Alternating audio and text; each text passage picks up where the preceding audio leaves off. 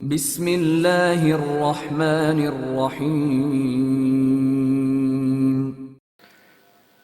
कागज़ी क़यामत। इमरान शरीफ, मुसन्निफ Mazhar Kaleem MA।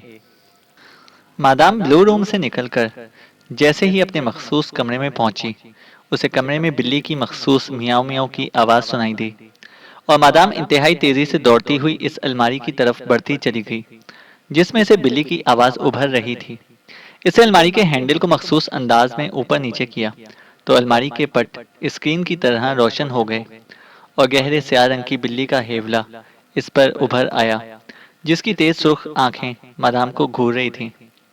Madame speaking madam, madame ने मौदबाना लहजे में कहा।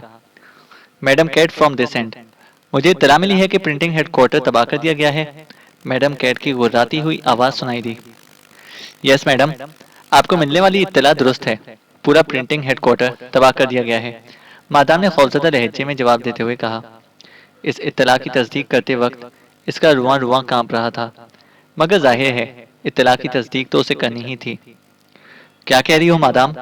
क्या मैंने हेडक्वार्टर तुम्हारे हवाले इसलिए किया था कि तुम हर चीज तबाह करवा कर रख दो? मैडम कैट इस बुरी तरह चीखी कि मादाम झटका खाकर पीछे हट गई। उसे यूं महसूस हुआ जैसे उसे किसी ने कोड़ा मार दिया हो। मैडम, वो सुपर पावर्स की लेडी सीक्रेट एजेंट्स ने कबाड़ा कर दिया है। हम सोच भी ना सकते थे कि वो थ्रोपी को भी डॉज देने में कामयाब हो जाएंगी। वो तीनों खुद तो मर गईं, लेकिन उन्होंने हमें भी नाकाबिले तलाफी नुकसान पहुंचाया है, मादाम ने सहमे हुए लहजे में कहा।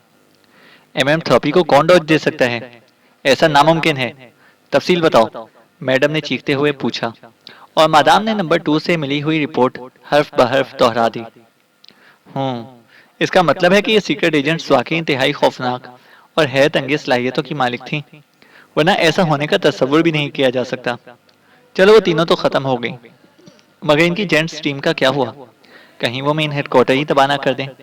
इस बार मैडम के लहजे में झिलाहट और गुस्से के असरात कदरे कम थे। मैडम, मैं चंद लम्हे पहले इन तीनों का खात्मा करके आ रही हूँ, मादाम ने जवाब देते हुए कहा और फिर इसने ब्लू रूम में होने वाली तमाम कार्रवाई तफसील से सुना दी।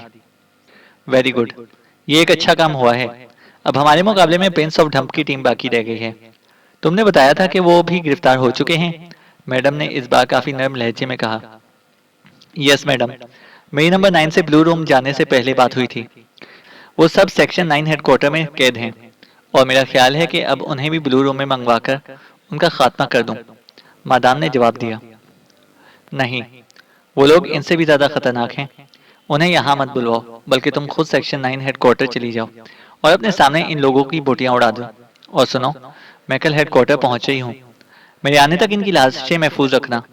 मैं खुद इनकी मौत की तसल्ली करना चाहती हूँ और इन सुपर पावर सीक्रेट एजेंट्स की लाशें भी अभी मत फेंकवाना, मैं खुद चेक करूंगी, मैडम ने हिदायत देते हुए कहा। ठीक है मैडम, आपके हुक्म की तामील होगी, मादाम ने मुअद्दबाना लहजे में जवाब दिया। ओवर एंड ऑल, मैडम ने जवाब दिया और उसके साथ ही अलमारी की स्क्रीन तारीख हो गई। मादाम ने हैंडल को दोबारा एडजस्ट किया और फिर मुड़कर वो तेजी से मेज पर पड़े हुए टेलीफोन की तरफ बढ़ गई। इसने रिसीवर उठाकर एक नंबर डायल किया। यस मादाम, दूसरी तरफ से एक नुस्वानी आवाज सुनाई दी। ब्लू रूम से गैर मुल्की एजेंटों की 3 लाशें उठाकर कोल्ड रूम में डलवा दो और बाकी अपने आदमियों की 10 लाशें दरिया में फेंकवा दो, मादाम ने हिदायत जारी करते हुए कहा। बहुत बेहतर मादाम, दूसरी तरफ से बोलने वाली ने मुअद्दबाना लहजे में जवाब देते हुए कहा और मादाम ने क्रेडल पर उंगली से दबाव डालकर दोबारा नंबर डायल करने शुरू कर दिए। Number 9 speaking. राब्ता कायम होते ही दूसरी तरफ से एक मर्दाना आवाज सुनाई दी। मादाम स्पीकिंग, क्या पोजीशन है? मादाम ने पूछा। मादाम, प्रिंस ऑफ ढम्प और उसका हबशी बॉडीगार्ड अगवा होकर यहाँ पहुंच गए हैं, नंबर 9 ने जवाब देते हुए कहा। उन्हें कहाँ रखा है तुमने? मादाम ने पूछा। मादाम, वो तहखानों में बने हुए स्ट्रांग रूम में बेहोश पड़े हुए हैं। मैंने बेहोशी करने वाली गैस वहां छोड़कर उन्हें बेहोश कर दिया था। वो कम से कम 2 घंटे मजीद होश में ना आ सकेंगे।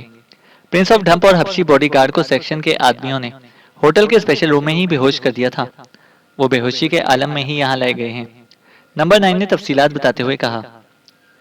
इस वक्त हमारे हेडक्वार्टर में कितने आदमी हैं? मादाम ने कुछ सोचते हुए पूछा। मेरे अलावा 8 मुसल्लह अफराद मौजूद हैं। बेहोश आदमियों को तो हेडक्वार्टर पहुंचाने के लिए 2 आदमी ही काफी हैं। नंबर 9 ने जवाब दिया। वो समझा था कि शायद मादाम इसके लिए आदमियों की तादाद पूछ रही है कि आसानी से इन बेहोश अफराद को हेडक्वार्टर पहुंचाया जा सकता है या नहीं। नहीं, उन्हें हेडक्वार्टर ले आने की जरूरत नहीं है, मैं खुद वहीं आ रही हूँ, मादाम ने जवाब दिया। ओह ठीक है, मैं गेट पर आपकी आमद के मुतालिक इत्तला दे देता हूँ। गेट आपको खुला मिलेगा, नंबर 9 ने कदरे हैरत भरे लहजे में जवाब दिया, क्योंकि ये पहला मौका था कि मादाम खुद सेकंड हेडक्वार्टर में आ रही थी। ठीक है, मैं थोड़ी देर में पहुंच जाऊंगी, मादाम ने फैसलाकुन लहजे में जवाब देते हुए कहा। बेहतर मादाम। अरे ये धमाका, दूसरी तरफ से नंबर 9 ने कहा और इसके साथ ही राब्ता खत्म हो गया। शायद नंबर 9 ने रिसीवर रख दिया था। ये कैसा धमाका था जिससे नंबर 9 बौखला गया है? बहरहाल मैं खुद जाकर मालूम करती हूँ। शायद किसी ने निकलने की कोशिश की होगी और नंबर 9 के आदमियों ने उसे उड़ा दिया गया होगा, मादाम ने दिली दिल में सोचते हुए कहा। और फिर वो तेज तेज कदम उठाती गुसल खाने की तरफ बढ़ती चली गई ताकि लिबास तब्दील करके सेक्शन 9 हेडक्वार्टर जा सके। इमरान को झाड़ियों में छुपे हुए अभी चंद ही लम्हे गुजरे होंगे कि अचानक इमारत के बाहर से यूं आवाज सुनाई दी जैसे किसी तेज रफ्तार कार के टायर यकदम ब्रेक लग जाने की वजह से चीख उठे हों, और इसके साथ ही एक कार की हेडलाइट्स तेजी से मुड़ी और फिर वो खुले हुए फाटक से अंदर दाखिल हो गई। फाटक इत्तेफाक से सीक्रेट सर्विस के मेंबरान ने जाते हुए बंद ना किया था। कार खासी तेज रफ्तारी से चलती हुई सीधी पोर्च में आई और फिर एक झटके से इसका दरवाजा खुला और एक नौजवान लड़की तेजी से बाहर निकल आई। इससे बदन पर इंतहाई चुस्त लिबास पहना हुआ था। लड़की बेहद खूबसूरत और तेज तर्रार मालूम हो रही थी। पोर्च में लगे हुए बल्बों की रोशनी में इसके चेहरे पर इंतहाई सख्ती के आसार नुमायां नजर आ रहे थे। वो हैरत भरी नजरों से इधर उधर देख रही थी कि अचानक इसकी नजर बरामदे में पड़ी हुई 5 लाशों पर पड़ी और वो यूं उछली जैसे इसके पैरों में बम फट पड़ा हो। और इसी लम्हे इमरान को भी एहसास हुआ कि बरामदे में लाशें छोड़कर इसने बहुत बड़ी हिमाकत हुई है। वो इंतहाई तेजी से बाढ़ के पीछे से निकला और फिर से इधर उधर देखने की बजाय अंधाधुंध अंदाज में फाटक की तरफ दौड़ लगा दी, क्योंकि उसे मालूम था कि लड़की लाशों को देखकर इंतहाई तेजी से कार में बैठकर इमारत से निकलने की कोशिश करेगी। और इसका अंदाजा बिल्कुल दुरुस्त साबित हुआ। जैसे ही वो पाठक के करीब पहुंचा, उसे अपने पीछे कार की तेज लाइट्स आती महसूस हुई। इमरान ने बड़ी फुर्ती से फाटक का एक दरवाजा बंद किया और फिर वो दूसरे दरवाजे की तरफ भागा। इसी लम्हे कार इसके इंतहाई करीब पहुंच गई। कार की रफ्तार खासी तेज थी। इमरान ने पूरी कुव्वत से फाटक के दर को धकेल दिया और फिर कार के अगले हिस्से के फाटक तक पहुंचने से पहले फाटक का दूसरा दर बंद हो गया। कार के टायरों के चीखने की आवाज सुनाई दी, मगर कार एक तो खासी तेज रफ्तारी से आ रही थी, दूसरा वो फाटक के बिल्कुल करीब पहुंच चुकी थी। इसलिए ब्रेक लगने के बावजूद कार एक जबरदस्त धमाके से फाटक से टकरा गई और फाटक से टकराकर जैसे ही वो पीछे हटी, कार का दरवाजा खुला और इस लड़की ने बाहर छलांग लगा दी। खबरदार, अगर कोई हरकत की तो गोली मार दूंगा, इमरान ने जो इसी इंतजार में खड़ा था इंतहाई कड़क लहजे में कहा। और लड़की यूं रुक गई जैसे चाबी भरे खिलौने की चाबी खत्म हो जाती हो। इसने अपने दोनों हाथ ऊपर उठा लिए। इसके साथ ही वो घूमती चली गई। कौन हो तुम और यहाँ क्या कर रहे हो? लड़की ने इंतहाई कड़क लहजे में इमरान से मुखातिब होकर पूछा। ये तो तुम बताओगी जाने मन कि तुम कौन हो, इमरान ने ढीठ आशिकों के से अंदाज में जवाब देते हुए कहा। मम, मेरा नाम गार्शिया है और मैं जेरी से मिलने के लिए आई थी, मगर बरामदे में लाशें पड़ी हुई हैं, लड़की ने इस बार कदर सहमे हुए लहजे में जवाब दिया। इसके चेहरे की दरस्तगी यकदम नरमी में बदल गई थी। इसी लम्हे इमरान ने सफदर और तनवीर को भी बरामदे से निकलते हुए देखा। वो शायद कार के फाटक से टकरा जाने की आवाज सुनकर बाहर आए थे। चूंकि इन दोनों की तरफ लड़की की पुश्त थी, इसलिए वो इन्हें आते ना देख सकी। वाह वाह गार्शिया, कितना खूबसूरत नाम है, और जितना तुम्हारा नाम खूबसूरत है इतनी ही भद्दी अदाकारी भी कर रही हो, इमरान ने 2 कदम आगे बढ़ते हुए कहा। मम मम मुझ पर यकीन करो, लड़की ने पहले से ज्यादा सहमे हुए लहजे में कहा और इमरान के चेहरे पर तंजिया मुस्कुराहट दौड़ती चली गई। मगर दूसरे लम्हे इमरान के दोनों हाथों को एक जोरदार झटका लगा और ना सिर्फ ब्रेन गन इसके हाथ से निकलती चली गई, बल्कि वो अपनी ही झोंक में 3-4 कदम आगे दौड़ता चला गया। लड़की ने दरअसल बिजली की सी तेजी से इमरान के हाथों से ब्रेन गन झपट ली थी और फिर जैसे ही इमरान रुककर सीधा हुआ, लड़की ने ब्रेन गन सीधी करके इसका ट्रिगर दबा दिया। इमरान के लिए बचाव का कोई रास्ता न था। इधर सफदर और तनवीर के हाथों में ब्रेन गनें थीं, मगर वो भी लड़की की बेपनाह फुर्ती के सामने शशदर रह गए थे। इसके अलावा वो इस पोजीशन में फायर भी ना कर सकते थे क्योंकि इमरान दरमियान में था और लड़की तक गोलियां पहुंचने से पहले इमरान के जिस्म में सुराख हो जाने यकीनी थे। लड़की ने जैसे ही ट्रिगर दबाया, इमरान ने इंतहाई फुर्ती से फिजा में छलांग लगाकर गोलियों से बचने की कोशिश की, मगर गोलियों से बचने की नौबत ही ना आई क्योंकि ट्रिगर दबने के बाद गोलियां चलने की आवाज़ आने की बजाय ट्रच की आवाज़ ही सुनाई दी। इमरान की ब्रेन गन में मैगजीन पहले ही ख़त्म हो चुका था और इसके मुतालिक इमरान को भी इल्म ना था कि वो जो ब्रेन गन उठाए हुए है वो सिवाय लाठी के और किसी काम ना आ सकती थी। जैसे ही लड़की को इसका एहसास हुआ कि ब्रेन गन बेकार है, इसे ब्रेन गन पूरी कुव्वत से इमरान की तरफ उछाली और दूसरे लम्हे किसी छल्लावे की तरह उछलकर करीब खड़ी कार पर जा गिरी और पलक झपकने में वो कार की छत से फिसल कर दूसरी तरफ जा पड़ी। सफदर और तनवीर तेजी से लड़की की तरफ भागे। कार की दूसरी तरफ होने की वजह से वो इस पर फायरिंग ना कर सकते थे। इधर इमरान तेजी से फाटक की तरफ दौड़ पड़ा क्योंकि उसे खतरा था कि लड़की कार की आड़ में बाहर निकल जाने में कामयाब ना हो जाए, मगर लॉन में मौजूद गहरे अंधेरे की वजह से लड़की इनकी नजरों से गायब हो गई थी और सफदर और तनवीर दोनों कार की दूसरी तरफ से होकर इमरान के करीब पहुंच गए, मगर लड़की तो गधे के सर से सींग की तरह वहां से गायब हो चुकी थी। वो लॉन में कहीं छुप गई है, ढूंढो उसे, इमरान ने चीखकर कहा और सफदर और तनवीर दोनों तेजी से लॉन के इस तरफ दौड़े जिधर कद आदम बाढ़ थी। इमारत की दीवारें इतनी ऊंची थीं कि इमरान को यकीन था कि लड़की ने फलांग कर बाहर नहीं जा सकती, इसलिए वो इत्मीनान से में खाली ब्रेन गन पकड़े फाटक के पास खड़ा रह गया। इसे सबसे ज्यादा खतरा लड़की के फाटक की तरफ से निकल जाने का था, इसलिए वो खुद इस जगह से ना हटा। चंद लम्हों बाद अचानक इमरान को तनवीर की कराह सुनाई दी और इसके साथ ही तनवीर के गिरने की आवाज सुनाई दी और फिर फिजा ब्रेन गन के कहकाओं से गूंज उठी, मगर इन कहकाओं में कोई इंसानी चीख शामिल ना थी। चंद लम्हे तक फिजा पर भयानक सकूत तारी रहा और फिर अचानक फिजा में एक दर्दनाक नौसवानी चीख सुनाई दी। यूं लगता था जैसे कोई औरत इंतहाई तकलीफदेह अंदाज में चीखी थी और यह आवाज सुनकर इमरान इंतहाई फुर्ती से इस तरफ भागता चला गया जिधर से उसे ये आवाज सुनाई दी थी, क्योंकि आवाज बता रही थी कि इस लड़की को छाप लिया गया है। आवाज चूंकि लॉन के शुमाली कोने की तरफ से आई थी, इसलिए इमरान तेजी से उधर भागता चला गया, मगर अभी वो शुमाली कोने तक पहुंचा भी ना था कि उसे फाटक खुलने की आवाज सुनाई दी और वो एक झटके से मुड़ा और दूसरे लम्हे इसकी आंखें खिफ़्फ़त और नदामत से फटती चली गई। इससे लड़की को फाटक खोलकर बाहर जाते अच्छी तरह देख लिया था। इसी लम्हे सफदर और तनवीर भी भागते हुए इमरान के करीब पहुंच गए। वो निकल गई, इमरान ने तेज लहजे में कहा और फिर फाटक की तरफ भागने लगा। फिर जैसे ही वो फाटक के करीब पहुंचा, खुले हुए फाटक से लड़की जैसे उड़ती हुई वापस आई और इमरान के कदमों में आ गिरी। फाटक पर जोसेफ की शक्ल दिखाई दी थी। मिस्सी चोरों की तरह निकली जा रही थी बॉस, जोसेफ ने दांत निकालते हुए कहा। खड़ी हो जाओ लड़की, इस वक्त तुम दो ब्रेन गनों के निशाने पर हो, इमरान ने गुर्राते हुए कहा और लड़की खामोशी से उठकर खड़ी हो गई। बहुत खूब, लुत्फ आ गया, इमरान ने इसकी फुर्ती की दाद देते हुए कहा। लड़की खामोश खड़ी बड़ी मासूमियत से पलके झपका रही थी। तुम कराह कर गिरे कैसे थे? इमरान ने तनवीर से पूछा। मेरा पैर एक झाड़ी में अचानक अटक गया और मैं गिर गया।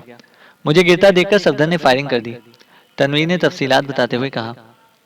और तुम्हारी चीख तो मैंने शुमाली कोने से सुनी थी, फिर तुम इतनी जल्दी फाटक तक कैसे पहुंच गई? इमरान ने इस बार लड़की से मुखातिब होकर कहा। मैं कार के नीचे छुप गई थी और मुझे इस तरह चीखने की पूरी ट्रेनिंग है कि आवाज दूर से आती सुनाई दे, लड़की ने मुस्कुराते हुए जवाब दिया। वो इतने मुतमईन अंदाज में बात कर रही थी जैसे दुश्मनों की बजाय दोस्तों की महफिल में खड़ी हो। तनवीर, इसे अंदर ले चलो, मैं इस फन में इसका शागिर्द बनना चाहता हूँ, इमरान ने मुस्कुराते हुए तनवीर से मुखातिब होकर कहा। इमरान साहब, आज मेरी एक बात मान लें, तनवीर ने अचानक कहा। क्या? इमरान ने हैरान होते हुए पूछा। आज मुझे इसका शागिर्द बनने दें, मैं इसकी सारी उस्तादी अपने अंदर जज्ब कर लेना चाहता हूँ, तनवीर ने मिन्नत भरे लहजे में कहा। ये तुम्हारे बस का रोग नहीं तनवीर, इमरान ने संजीदा लहजे में जवाब देते हुए कहा। ये तुम लोग मेरे मुतालिक इस तरह बातें कर रहे हो जैसे मैं कोई इंसान की बजाय प्लास्टिक की गुड़िया हूँ। ये नामर्द भला मेरा मुकाबला क्या कर सकेगा जो एक झाड़ी से अटक कर कराहने पर मजबूर हो गया था? लड़की ने चैलेंज के से अंदाज में तनवीर का मजाका उड़ाते हुए कहा और तनवीर की खोपड़ी लड़की की बात सुनते ही भग से उड़ गई और फिर उससे पहले कि सफदर और इमरान मदाखलत करते, तनवीर ने पूरी कुव्वत से एक बाजू घुमा दिया। वो शायद लड़की को थप्पड़ मारना चाहता था और शायद लड़की का दाव भी यही था कि तनवीर को इश्तेआल में लाकर हरकत में ले आए। और वो अपने मकसद में कामयाब हो गई। तनवीर का हाथ पूरी कुवत से घूमा, लेकिन इससे पहले कि तनवीर का थप्पड़ लड़की के गाल पर पड़ता, लड़की ने इंतहाई फुर्ती से इसका हाथ थामा और फिर एक झटके से तनवीर किसी लट्टू की तरह घूमता चला गया। और फिर जब तनवीर सीधा हुआ तो लड़की तनवीर की पुष्ट से इस तरह चिमटी हुई थी जैसे अंबर बेल किसी दरख्त से चिमट जाती है। सफदर ने तेजी से घूमकर लड़की की पुष्ट पर ब्रेन गन का बट मारना चाहा, मगर लड़की ने इसी लम्हे पूरी कुवत से तनवीर जैसे लहीम शहीम आदमी को सफदर पर धकेल दिया और तनवीर और सफदर दोनों टकराकर नीचे जा गिरे और लड़की ने उछलकर एक बार फिर फाटक की तरफ छलांग लगा दी। मगर इमरान पहले से ही शायद ऐसे मौके के लिए तैयार खड़ा था। इसने बड़े इत्मीनान से टांग आगे बढ़ा दी और लड़की मुंह के बल फर्श पर जा गिरी। इसी लम्हे करीब खड़े जोसेफ ने बड़ी फुर्ती से लड़की की गर्दन पकड़ी और फिर उसे यूं अपने हाथों में उठा लिया जैसे वो गोश्त पोस्ट की बजाय कोई मुर्दा छिपकली हो। मिसी, बॉस की इजाजत के बगैर तुम बाहर नहीं जा सकती, जोसेफ ने दांत निकालते हुए कहा। मगर दूसरे लम्हे लड़की के दोनों हाथ फिजा में एक लम्हे के लिए फैले और फिर जोसेफ के मुंह से ना सिर्फ कराह निकल गई बल्कि इसने बेख्तियार लड़की के गले से हाथ हटा लिए। लड़की की खड़ी हथेली पूरी कुवत से जोसेफ की दोनों अतराफ की पसलियों पर पड़ी थी। मैं इसका खून पी जाऊंगा, तनवीर की धार सुनाई दी। मगर इससे पहले कि तनवीर लड़की तक पहुंचता, इमरान का हाथ फिजा में घूमा और एक जोरदार थप्पड़ की आवाज से लॉन गूंज उठा। लड़की किसी गेंद की तरह उछलकर फाटक से टकराई और फिर नीचे जा गिरी। इमरान ने शायद थप्पड़ मारने में पूरी कुवत इस्तेमाल कर दी थी, क्योंकि इस बार लड़की जमीन पर गिरकर उठ ना सकी और इसके हाथ पैर फैलते चले गए। वो बेहोश हो चुकी थी। जोसेफ, इसे उठाकर अंदर ले आओ। या तो ये खुद मैडम कैट है या फिर इस तंजीम का अहम तरीन मोहरा है, इमरान ने जोसेफ से मुखातिब होकर कहा और जोसेफ ने आगे बढ़कर बेहोश लड़की को उठाकर कंधे पर लाद दिया। बड़ी फुर्तीली लड़की है, खुदा की पनाह, बिजली है बिजली, सफदर ने बड़ी तहसीन आमेज लहजे में कहा। हाँ, बड़ी बड़ी तेज तर्रार लड़कियां देखी है मैंने, मगर ये तो छलावा है, इमरान ने खुले दिल से लड़की की तारीफ करते हुए कहा, जबकि तनवीर बुरा सा मुंह बनाकर खामोश रहा। शायद लड़की के हाथों डॉज खाकर वो सबके सामने चोर सा बन गया था। जोसेफ लड़की को उठाकर इमरान के इशारे पर इमारत के एक कमरे में ले आया। इसे कुर्सी पर बिठाकर अच्छी तरह बांध दो, इमरान ने जोसेफ से कहा और इसी लम्हे सफदर की निगाह एक अलमारी पर पड़ी जिसका एक पट खुला हुआ था और इसमें पड़ा हुआ रस्सी का गुच्छा साफ नजर आ रहा था। जब तक जोसेफ ने बेहोश लड़की को कुर्सी पर लिटाया, सफदर ने अलमारी से रस्सी निकाली और फिर इसने लड़की को इस रस्सी की मदद से इस तरह बांधा कि अब लड़की सिवाय सर हिलाने के जिस्म के किसी और हिस्से को हरकत ना दे सकती थी। लड़की का एक गाल इमरान का थप्पड़ खाकर फट गया था और इसके दोनों बाछों से खून रस रहा था। इसे होश में ले आओ, इमरान ने सफदर से मुखातिब होकर कहा और सफदर ने लड़की को होश में ले आने की कोशिशें शुरू कर दी। छोटे से कमरे में एक मेज के गिर्द बैठे हुए चार कवि हैकल नौजवान ताश खेलने में मसरूफ थे। इनके पैरों में टॉमी गने पड़ी हुई थीं। इन सब ने अपने गलों में सुर्ख रंग के बड़े बड़े रुमाल बांधे हुए थे जिन पर स्याह रंग की बिल्ली की तस्वीरें जगह जगह बनी हुई थीं। ये मैडम कैट की तंजीम के एक सेक्शन, मर्डर सेक्शन से ताल्लुक़ रखते थे और यही रुमाल इनकी मखसूस निशानी थी। इस सेक्शन से ताल्लुक़ रखने वाला हर शख्स शहजादों की तरह जिंदगी गुजारता था। इस पूरे सेक्शन में हेडक्वार्टर में ड्यूटी देने वाले 10 मेंबर थे, जिनमें से 4 अफराद की ड्यूटी मुस्तकिल मेन हेडक्वार्टर के अंदर और बाकी 6 अफराद की ड्यूटी शहर में थी। मर्डर सेक्शन का हर मेंबर बेहतरीन निशानेबाज, आला दर्जे का लड़ाका, सफाक फितरत और इंतहाई चुस्तो चालाक था। जब भी मादाम को किसी आदमी को कत्ल कराने की जरूरत पेश आती, वो मर्डर सेक्शन के इंचार्ज जो M1 कहलाता था, इसका नामो पते पर भेज देती और फिर वो आदमी चाहे कितनी ही बड़ी शख्सियत का मालिक क्यों ना होता, चाहे वो 7 हिफाजती हिसारों के अंदर ही क्यों ना रहता, मर्डर सेक्शन के आदमी इसे हर कीमत पर कत्ल कर देते थे। पूरे शहर में इन लोगों की इतनी दहशत थी कि किसी के गले में बिल्ली की तस्वीर वाला सुर्ख रुमाल नजर आ जाता तो लोग इससे इस तरह खौफ खाते जैसे उन्होंने मुजस्सिम मौत को अपने सामने देख लिया हो। इनके कमरे के साथ ही मर्डर सेक्शन के इंचार्ज M1 का दफ्तर था। ये उधेड़ उम्र का शख्स था, मगर कातिलाना हमलों के मंसूबे बनाने में इसका दिमाग इतना जरखेज था कि आज तक इसका बनाया हुआ मंसूबा कभी नाकाम ना हुआ था। इस वक्त भी M1 अपने सामने एक फाइल रखे इसके मुताले में गर्क था। ये फाइल एक शिकार के मुतालिक थी जिसे भी हाल ही में इस सेक्शन ने मौत के घाट उतारा था और सेक्शन के कातिल ने कवायद के मुताबिक इस कत्ल की तमाम तफसीलात कोड वर्ड्स में लिखकर फाइल सेक्शन को भिजवा दी थी, ताकि वो रिकॉर्ड के तौर पर सेक्शन की लाइब्रेरी में महफूज हो सके। M1 फाइल के सफ़े पलटने में मसरूफ था कि करीब पड़े हुए फ़ोन की घंटी बज उठी। M1 ने चौंक कर टेलीफोन की तरफ देखा और फिर रिसीवर उठा लिया। M1 स्पीकिंग, M1 ने करख्त आवाज में कहा। सेक्रेटरी तो मादाम स्पीकिंग। दूसरी तरफ से एक नुस्वानी आवाज उभरी। यस मिस, इस बार M1 के लहजे में नरमी की आमेजिश थी। M1, मादाम सेक्शन 9 के हेडक्वार्टर गई हैं ताकि वहां मौजूद खतरनाक तरीन गैबल की जासूसों को अपने सामने ठिकाने लगा सकें। उन्हें गए हुए 10 मिनट हो चुके हैं। मैंने इन्हें वहां एक जरूरी पैगाम पहुंचाने के लिए कॉल की है, मगर वहां से कोई जवाब नहीं मिल रहा। फिर मैंने टेलीफोन करने की कोशिश की, मगर किसी ने रिसीव नहीं किया। मुझे बेहद फिक्र हो रही है, पहले तो ऐसा कभी नहीं हुआ। सेक्रेटरी ने तफसील बताते हुए कहा। ओह, क्या मादाम वहां अकेली गई हैं? एमन ने परेशान लहजे में सवाल करते हुए कहा। हाँ, बिल्कुल अकेली गई हैं। इसलिए तो मुझे फिक्र लग गई है, क्योंकि मैडम कैट ने तो मादाम को आगाह किया था कि वो लोग इंतहाई खतरनाक हैं। इनका ताल्लुक पाकिस्तान से है। कोई प्रिंस ऑफ ढंप अली इमरान और उसके साथी हैं। सेक्रेटरी ने जवाब देते हुए कहा। अली इमरान, पाकिस्तान से? क्या कह रही हैं आप? M1 ने बुरी तरह चौंकते हुए कहा। हाँ, मैडम कैट ने यही नाम लिया था। क्यों, क्या हुआ? सेक्रेटरी ने तशवीश भरे लहजे में पूछा। ओह, अगर वाकई ये वही आदमी है तो फिर हर चीज हो सकती है। मैं इसे अच्छी तरह जानता हूँ। ये दुनिया का चालाक तरीन शख्स है। मगर ये लोग सेक्शन 9 के हत्थे चढ़ कैसे गए? M1 ने पूछा। इसकी तफसीलात का मुझे इल्म नहीं है। बहरहाल, मेरा आपको फोन करने का मकसद ये था कि आप मादाम का पता करें, कहीं वो किसी मुसीबत में ना फंस गई हो। सेक्रेटरी ने जवाब दिया। ओके, मैं भी पता करता हूँ। आपने अच्छा किया कि मुझे इत्तला कर दिया, M1 ने कहा, और फिर इसने रिसीवर रखकर मेज के किनारे पर लगा हुआ एक बटन दबा दिया। बटन दबते ही साथ वाले छोटे कमरे में घंटी की तेज आवाज गूंज उठी और मर्डर सेक्शन के चारों मेंबर्स, जो ताश खेलने में मुनहमिक थे, बुरी तरह चौंक पड़े। फिर उन्होंने बिजली की सी तेजी से ताश के पत्ते फेंके और झुककर पैरों में पड़ी हुई टॉमी गनें उठाईं और भागते हुए M1 के कमरे में पहुंच गए। फौरन सेक्शन 9 हेडक्वार्टर पहुंचो, मादाम वहां गई हैं और वहां से कोई राब्ता कायम नहीं हो रहा। अभी अभी इत्तला मिली है कि वहां का पाकिस्तान का खतरनाक तरीन जासूस अली इमरान और उसके साथी कैद हैं, जिनके खात्मे के लिए मादाम वहां गई हैं। राब्ता न होने से मुझे शक पड़ता है कि वहां हालात बदल गए होंगे। अली इमरान और इसके साथी दुनिया के खतरनाक तरीन लोग हैं, इसलिए तुम वहां जाओ और हालात देखो। जैसी भी पोजीशन हो वैसे ही इकदाम करना। M1 ने उन्हें तफसीली हिदायत देते हुए कहा।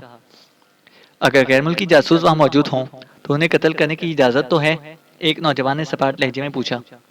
बिल्कुल इजाजत है, मादाम भी तो वहां इसी मकसद के लिए गई थी, M1 ने जवाब दिया। ओके बॉस, हम देखते हैं कि वो कितने खतरनाक जासूस हैं, इसी नौजवान ने बड़े फखरिया लहजे में कहा। सुनो, ट्रांसमीटर साथ ले जाना और मुझे वहां की सूरत हाल की इत्तला देना। हो सकता है कि मुझे सेक्शन के और मेंबर भी कॉल करने पड़े, M1 ने कहा। आप फिक्र ना करें बॉस, 50-60 आदमियों के लिए तो हम चार ही काफी हैं। इससे ज्यादा हुए तो फिर देखा जाएगा, एक नौजवान ने कहा, और फिर वो तेजी से मुड़े और कमरे से बाहर निकलते चले गए। इनके तेज तेज कदम पोर्च की तरफ बढ़ते चले गए, जहां इनकी मखसूस स्पोर्ट्स कारें मौजूद थीं। मेरे ख्याल में एक ही कार में चला जाए, ख्वाह की भीड़ भाड़ अच्छी नहीं होती, इनमें से एक ने पार्किंग में पहुंचते हुए कहा, और बाकियों ने इसकी तायद में सर हिला दिया। और फिर वो सब एक ही कार में सवार हो गए और कार एक झटका खाकर आगे बढ़ी और फिर तेजी से इमारत में बनी हुई तवील सड़क पर दौड़ती हुई हेडक्वार्टर में बने हुए मर्डर सेक्शन के लिए मखसूस गेट क्रॉस करती हुई मेन रोड पर आ गई। सेक्शन 9 का हेडक्वार्टर अलगन रोड पर था, इसलिए वो खासी तेज रफ्तारी से कार दौड़ाते हुए मुख्तलिफ सड़कों पर से होते हुए अलगन रोड की तरफ बढ़ते चले जा रहे थे। रात के वक्त चूंकि इन सड़कों पर इतना ज्यादा रश ना था, इसलिए इनकी कार बगैर किसी रोक टोक के इंतहाई तेज रफ्तारी से अपनी मंजिल मकसूद की तरफ बढ़ती चली जा रही थी। अलगन रोड के पहले चौराहे पर पहुंचते ही अगली सीट पर बैठे हुए नौजवान ने ड्राइवर से मुखातिब होकर कहा, कार हेडक्वार्टर से कुछ फासले पर रोक लेना, न जाने वहां हालात क्या हों। हम यूं ही अगर अंधाधुंध वहां पहुंच गए तो मुसीबत में फंस जाएंगे। इसका लहजा कदर तहकमाना था, शायद वो इस ग्रुप का इंचार्ज था। ठीक है, ड्राइवर ने सर हिलाते हुए कहा, और फिर इसने चंद लम्हों बाद कार की रफ्तार आहिस्ता कर दी और फिर एक घने दरख्त के नीचे इसने कार रोक दी। और वो चारों टॉमी गने संभाले नीचे उतर आए। हेडक्वार्टर की इमारत कुछ ही दूर वाक़ई थी। वो कार से उतरकर आहिस्ता आहिस्ता आगे बढ़ते चले गए। इमारत का गेट बंद था और अंदर की रोशनियां जल रही थीं। बजाय तो हालात पुरसकून नजर आ रहे हैं, एक ने कहा। हाँ, ऐसा है। नंबर 11 और मैं पहले अंदर जाएंगे। 13 और 9 बाहर रहेंगे। अगर हमने क्लियरेंस का कौशन दे दिया तो फिर वो इत्मीनान से अंदर आ जाए, वरना हम रेड सिग्नल देंगे और फिर हालात के मुताबिक इकदाम किया जाएगा। इंचार्ज ने हिदायत देते हुए कहा और उन सब ने सर हिला दिया। चुनाचा इंचार्ज और एक और नौजवान तेज तेज कदम उठाते फाटक की तरफ बढ़ते चले गए, जबकि बाकी दो हेडक्वार्टर से पहले ही अंधेरे कोनों में सिमटते चले गए। इंचार्ज और नंबर 11 ने बड़े मोहतात अंदाज में फाटक की तरफ बढ़े चले जा रहे थे। इनकी सांप की सी आंखें सर्च लाइट की तरह चारों तरफ का जायजा ले रही थीं, मगर हर तरफ मुकम्मल खामोशी छाई हुई थी। सड़क पर इक्का दुक्का कारें गुजर जाती थीं। फिर जैसे ही वो फाटक के पास पहुंचे, अचानक कहीं करीब से ही उन्हें कार के जोरदार ब्रेकों की आवाज सुनाई दी और वो बुरी तरह उछल पड़े और उन्होंने तेज नजरों से इधर उधर देखा, मगर करीब कहीं भी कोई कार ना रुकी थी। फिर उन्होंने यही सोचकर कंधे हिला दिए कि शायद किसी करीबी सड़क पर ऐसा हुआ होगा। फाटक के दोनों पट बाकायदा तौर पर बंद ना थे, बल्कि इन दोनों के दरमियान कुछ रखना मौजूद था। इतना रखना कि एक आदमी आसानी से अंदर घुस सकता था। इंचार्ज ने मुंह अंदर डालकर इमारत का अंदर से जायजा लिया।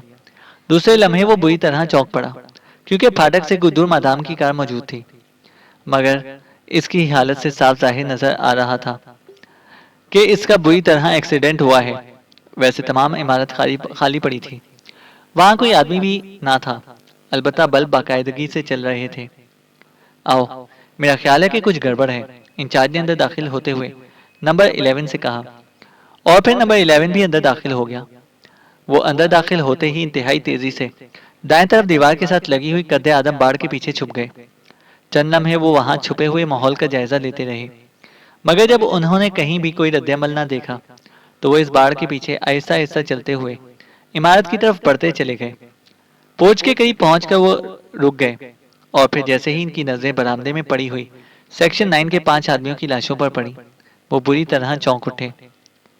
यहाँ जबरदस्त जंग हुई है, हर तरफ गोलियों के खोल बिखरे पड़े हैं, नंबर 11 ने सरगोशियाना लहजे में कहा। हाँ, मालूम तो ऐसे ही होता है। तुम यहाँ रुको, मैं अंदर देखता हूँ। वैसे उम्मीद तो नहीं कि वो जासूस इतनी जंग के बावजूद इस इमारत में मौजूद होंगे, लेकिन फिर भी, इंचार्ज ने कहा और फिर वो आहिस्तगी से बरामदे की तरफ बढ़ता चला गया। वो हर मुमकिन एहतियात से काम ले रहा था।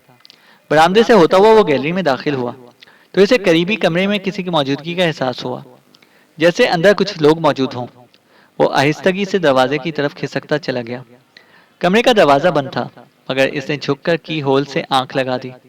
अभी वो पूरी तरह अंदर का जायजा भी ना ले सका था कि अचानक इसकी कमर पर जोरदार जरब लगी और वो पूरी कुवत से दरवाजे से टकराया। और दरवाजा शायद अंदर से खुला हुआ था, इसलिए दरवाजे से टकराते ही वो तोप की गोली की तरह उड़ता हुआ कमरे के अंदर जा गिरा। और ठीक इसी लम्हे टॉमी गन की खौफनाक आवाज सुनाई दी और दूसरे लम्हे जोसेफ की भयानक चीख से गैलरी गूंज उठी। चैनल को सब्सक्राइब करें और बेल आइकन को प्रेस करें ताकि हमारी हर अपडेट आपको बर वक्त मिल सके।